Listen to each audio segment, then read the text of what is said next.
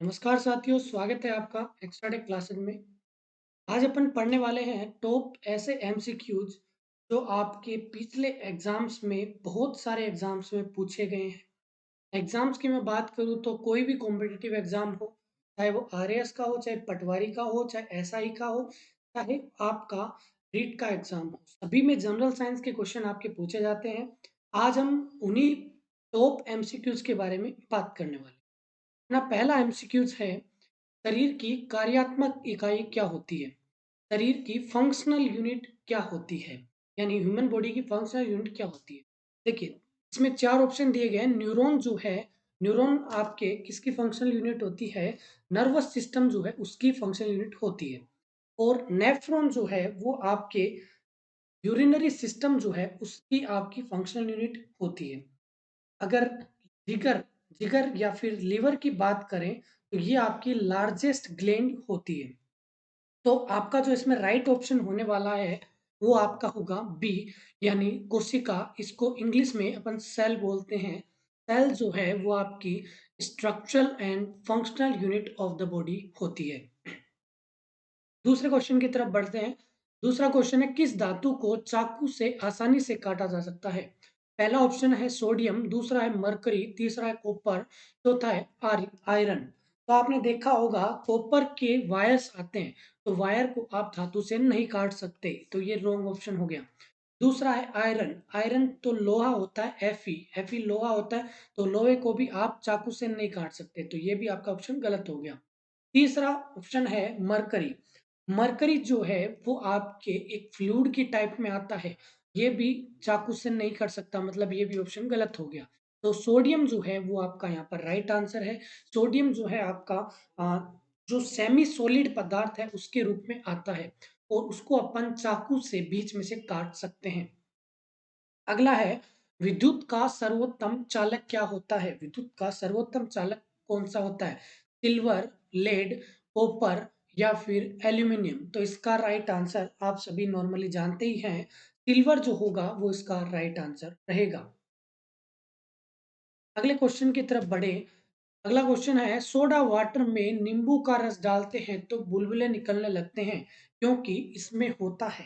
Soda water में जब भी आप नींबू का रस डालेंगे, तो वहां पे क्या है, बैलून बुलबुले जो है वो आपके बन जाते हैं।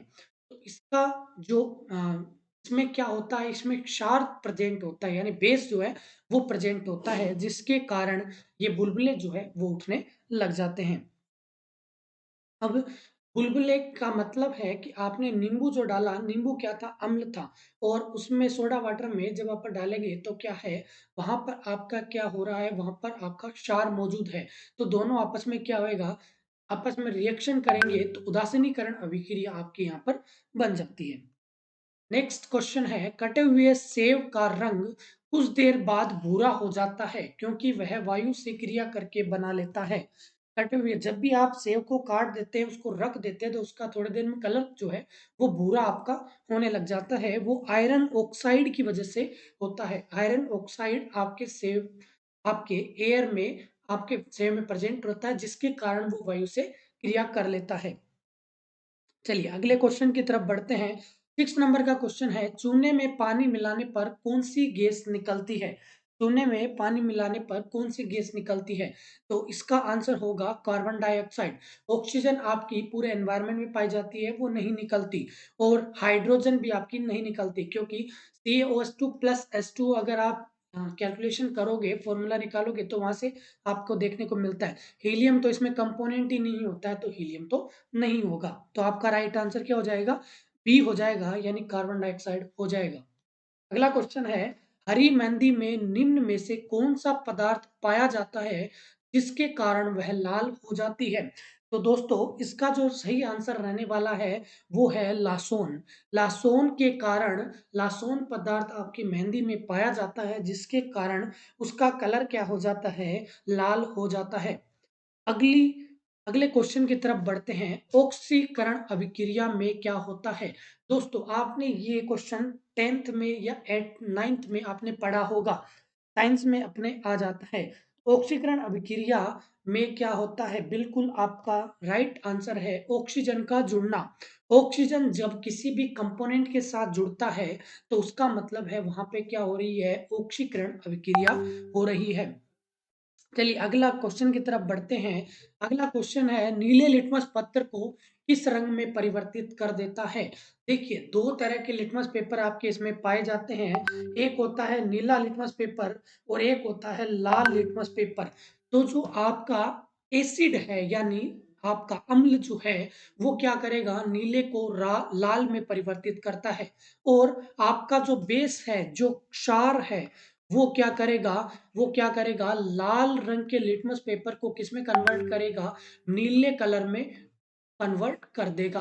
तो मेरे प्यारे दोस्तों, इसका जो राइट आंसर आपका होने वाला है वो है बी, यानी नीले लिटमस पत्र को अम्ल जो है वो लाल में परिवर्तित कर देता है। अब क्वेश्चन जो है आपका इसी तरह से पूछा जाता है। ये क्वेश्चन जो मैं अब आपको करवा रहा हूँ सारे के सारे ऐसे क्वेश्चन हैं जो आपके अलग अलग एग्जाम्स में आए हुए हैं, चाहे वो पटवारी का हो, चाहे आपका रीट का हो, जहां पे भी आपके जनरल साइंस क्वेश्चन पूछे जाते हैं उन सभी एग्जाम्स में आपका ये आया हुआ है।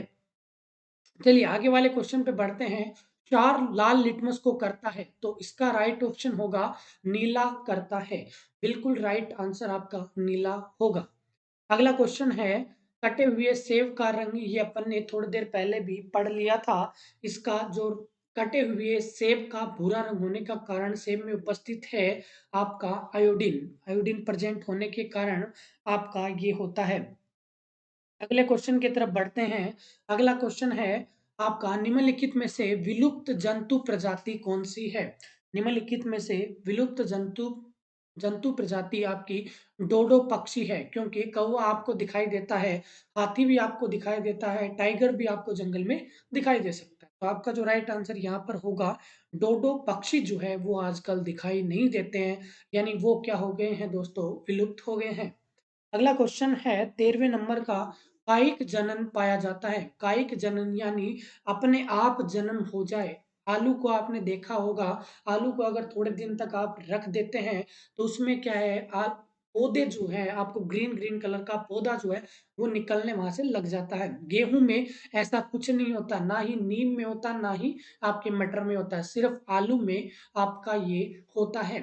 आलू और प्याज में भी आपका कायिक जनन पाया जाता है। अगला क्वेश्चन है नर और मादा युग्मक के संयोजन को कहते हैं।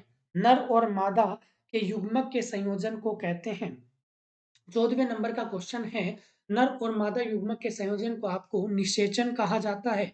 निषेचन कहा जाता है। इसका मतलब है इंग्लिश में अपन बोले तो इसका मतलब है फर्टिलाइजेशन। इंग्लिश में फर्टिलाइजेशन यानी मेल का स्पर्म और ओवम आपका फीमेल का जब मिलता है तो उस प्रोसेस को अपन क्या कहते हैं? फर्टिलाइजेशन कहते हैं। अगला क्वेश्चन है एक लिंगी पुष्प है। एक लिंगी पुष्प कौन सा है? निम्नलिखित में से एक लिंगी पुष्प आपका मक्का होता है। सरसों आपका एक लिंगी नहीं होता, ना ही गुलाब होता, ना ही आपका पिटूनिया होता है। अगला क्वेश्चन है रक्त प्लाज्मा में जल की लगभग मात्रा कितनी पाई जाती है? रक्त प्लाज्मा में मेरे प्यारे साथियों 90% आपका जल जो है, वाटर जो है वो पाया जाता है। जो आपके ब्लड प्लाज्मा है उसके अंदर आपका 90% वाटर जो है वो आपका पाया जाता है। चलिए बढ़ते हैं अगले क्वेश्चन की तरफ। वयस्क वे वयस्क व्यक्ति का हृदय 1 मिनट में कितनी बार धड़कता है? एक अडल्ट ह्यूमन है, अडल्ट व्यक्ति है, उसका हृदय जो है 1 मिनट में कितनी बार धड़कता है? तो आप सभी जानते हैं इसका जो राइट आंसर होने वाला है वो होने वाला है आपका बी, यानी 72 बार। 72 एक मिनट में आपका जो हृदय है 72 बीट पर मिनट आपका धड़कता है। तो इसका राइट आंसर आपका बी रहेगा। अगले क्वेश्चन की तरफ बढ़ते हैं। लाल रक्त कणिकाओं को निम्न में से किस नाम से जाना जाता है? तो मेरे प्यारे दोस्तों, लाल रक्त कणिकाओं को आपके आरबीसी यानी रेड ब्लड सेल नाम से जाना जाता है। आरबीसी को ही आपका लाल रक्त कणिकाएं बोलते हैं। डब्ल्यूबीसी का मतलब है व्हाइट ब्लड सेल। क्या होता है? White blood cell. पल्स जो है वो आपकी पल्स रेट होती है। ठीक है। तो आपका राइट आंसर यहाँ पर क्या होगा? डी होगा, यानी डब्ल्यूबीसी होगा। अगला क्वेश्चन है, एनीमिया रोग होने पर शरीर में किस चीज की कमी हो जाती है? एनीमिया रोग होने पर तो याद रखिएगा, एनीमिया रोग जब भी हो जाता है उसका मतलब है आपके अंदर ब्लड की कमी हो गई। ब्लड आपका हीमोग्लोबिन से लिया जाता है, तो रक्त में हीमोग्लोबिन की कमी होने के कारण आपके क्या हो जाएगा? एनीमिया रोग हो जाता है। विटामिन की कमी से नहीं होता, जल की कमी से डिहाइड्रेशन होता है, खनिज लवणों की कमी से अलग-अलग प्रकार की बीमारियां होती है।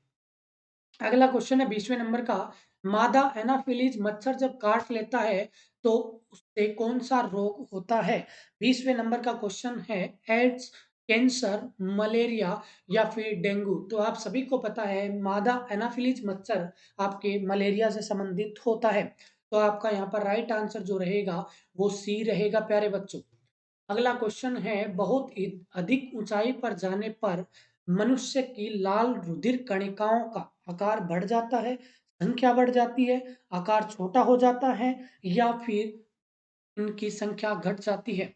तो आपका जो राइट आंसर यहाँ पर रहने वाला है वो है, जब भी आप ऊपर जाओगे, बहुत अधिक ऊंचाई पर जाओगे, तो रेड ब्लड सेल जो है, आरबीसी जो है, उनकी संख्या बढ़ जाती है, क्योंकि वहां पर मनुष्य में ऑक्सीजन की कमी होने लग जाती है। अब मनुष्य में ऑक्सीजन जो है वो आपकी लाल रुधिर कणिकाओं के साथ में आपको दी जाती है। तो आपकी बॉडी क्या करेगी? बॉडी उन लाल रुधिर कणिकाओं को बढ़ाने की कोशिश करेगी ताकि ज़्यादा से ज़्यादा ऑक्सीजन जो है बॉडी में पहुंच सके। तो आपका राइट आंसर बी होगा बच्चों।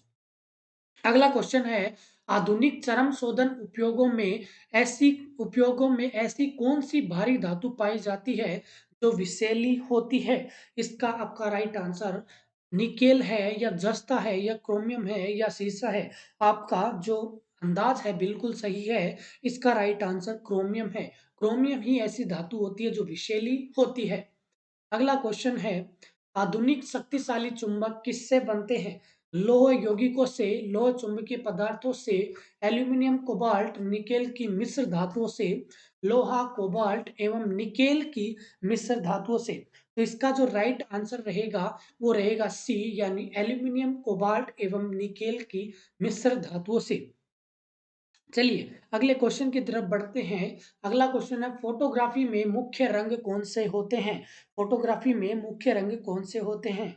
तो आपके ऑप्शन है, लाल पीला नीला, लाल पीला हरा, लाल नीला हरा, नीला हरा, नीला पीला या फिर हरा। तो इसका जो राइट आंसर होने वाला है वो है आरबीजी। ये ध्यान रखिएगा, आरबीजी यानी रेड, ब्लू एंड ग्रीन। तो आपका सी जो है बेटा यहाँ पर राइट आंसर होता है। अगला क्वेश्चन है, जब नींबू के रस को खाने के सोडे में डाला जाता है तब उसमें तेज उत्फलन होता है, क्योंकि इससे उत्पन्न गैस होती है। भाई जब आप नींबू के रस को सोडे में डालोगे, फर्स्ट क्वेश्चन पे अपन ने बात करी थी, तो उसमें क्या है, बुलबुले उठते हैं। उसके उत्पन्न गैस कौन सी होती है? हाइड्रोजन होती है, ऑक्सीजन होती है, कार्बन डाइऑक्साइड होती है या फिर इनमें से कोई नहीं? तो मेरे प्यारे साथियों, इसका जो राइट आंसर होगा वो कार्बन डाइऑक्साइड होगा। इसी की वजह से अपने जो बॉडी में अपने अगर गैस्ट्रिक हो रही है तो वो भी इसे खत्म की जा सकती है। तो ये थे आज के अपने 25 एमसीक्यू जो आपके सभी कॉम्पिटिटिव एग्जाम्स में ज़्यादातर में पूछे गए हैं। अगर आपको वीडियो अच्छी लगी तो चैनल को लाइक करें, वीडियो को लाइक करें और चैनल को सब्सक्राइब जरूर कर लें, क्योंकि सब्सक्राइब करने से आपको जो आने वाली नेक्स्ट वीडियोस है उनको नोटिफिकेशन जो है वो आपको तुरंत मिल जाएगा। तो thank you so much for watching this, और साथ ही साथ शेयर जरूर करें वीडियो को, सब्सक्राइब करना न भूलें। Thank you once again.